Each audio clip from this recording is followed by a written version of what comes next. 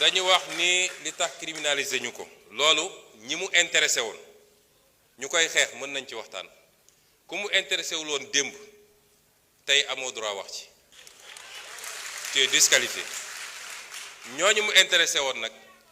ñoom ñëpp ba ñu dajee c'est le lieu mu félicité ànd sàmm jikko yi ak ñeneen ñu yëngatu ci lii ñoom ñëpp ba ñu dajee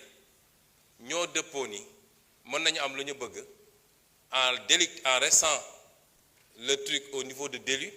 mën nañu am lu ñu bëgg wala lu ko gën sax moo tax projet bi ànd sàmm jikko yi déposé dañ ko bàyyi ci délit projet bi ma def te sukkandiku ci loolu ak leen luñ ci yokk dañ ko bàyyi ci délit lañ ca bëgg nag dinañ ko am ba mu mat sëkk ñi ciy wax ci opposition ma wax leen lu leen ci tax a jóg bu ñu jógee dañuy dem seeti seen leurs maîtres occidentaux ne leen waxoon nañ leen ñi ñu bon lañu gis ngeen kii nañu ñi ngi réprimer les homosexuels ñun li ñu bañoon def ñoom ñu ngi koy def dañ koy politiquer foofu ci occidentaux yi ak ci lobby yi loolu la ñuy def gëmuñu sax li jëm ci loolu su dee temps bi dina ko permettre ma faram-fàccee la nekk ci loi bi article 319 toute personne qui aura commis un acte contre nature sera punie d'un emprisonnement de 5 à 10 ans donc et d'une amende de 2 millions à 10 millions de francs loolu la ñu wax sans préjudice des autres peines. Si l'acte est commis avec un mineur, le maximum de la peine sera prononcé. Le juge ne pourra prononcer le sursis, ni réduire l'emprisonnement au-dessous du minimum de la peine prévue à l'alinéa 1 du présent article. Loolu verrouillé nañu juge bi ba moom ci boppam mënatul bàyyi nit mu dem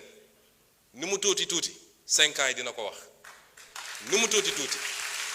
kon loolu soxlawoo criminaliser pour am ko ñu teg ci ni tout acte sexuel ou à caractère sexuel entre deux personnes de même sexe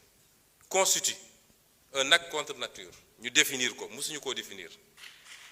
tout acte sexuel ou à caractère sexuel entre deux personnes de même sexe ou tout acte sexuel à caractère sexuel commis par une personne de l'un ou l'autre sexe sur un cadavre humain ou un animal. Toute personne qui aura fait par l'un des moyens énoncés à l'article 248 l'apologie d'un acte visé à l'alinéa 3 du présent article sera punie d'un emprisonnement de 3 ans à 7 ans et d'une amende de 500 000 à 5 millions. loolu newuloon ci loi bi weesu mooy apologie man bi may nekk député ànd sàmm jikko bi ñëw gis ma dama leen ne loi bi ni ngeen ma ko andilee doyaguma parce que une loi ne doit pas créer de l'insécurité juridique te loolu dinaa ci dellu si ma ne leen en tant que député du ma ko wote moo tax boobu wotewu ma ko woon suñ ko toggaatee nag ba mu mel ni mu war a mel kenn du ma ci njëkk ñu tegaat ni kon apologie bi ñay def la ñuy def dugg ci internet bi wala góor yi daje sol seen marinière def seeni truc am na ku ma ne ndax taaje boon bokk na ci loolu la ñu wax ne loolu bokkatuñu ensuite ñu ne constitue l'apologie d'un acte contre nature toute représentation publique par la parole, l'écrit, l'image, le geste, le son ou par tout autre procédé quelconque tendant à promouvoir l'homosexualité, la bisexualité, la transsexualité, la zoophilie, la nécrophilie ou toute autre pratique assimilée. foofu dañu am na ñu jàpp ne dañoo def dugal ci ay détails homosexualité dafa ëmb lépp bu dee bu jigéen bi la ñuy wax lesbianisme bu dee bu góor ñu ne gay wala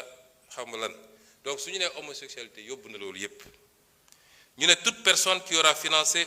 ou appuyé le financement mosu cee bokk parce que xam nañ ni li gën a aggraver affaire bi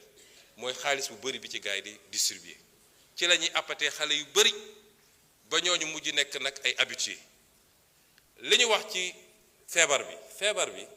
beneen affaire la et yeneen loi ñoo ko criminaliser yeneen loi ñoo ko pénaliser kuy transmettre feebar volontairement am na yeneen loi yu ko pénaliser loolu du rek diggante ñi ñuy tuddee borom ñaari tur yi waaye diggante hétérosexuel sax nit mun na dem di transmettre volontairement moo xam góor la moo tax jigéen la moo tax il faut ñu détacher ko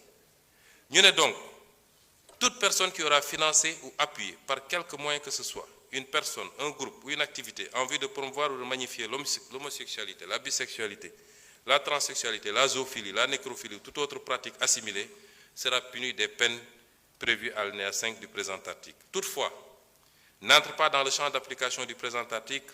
les actes accomplis par les structures et organisations de santé dûment agréées dans le cadre des politiques de santé. loolu tam dafa am ñoo xam ne seen liggéey ci loolu la màcc ñooñu mënuñ leen boole ci loi bi may profité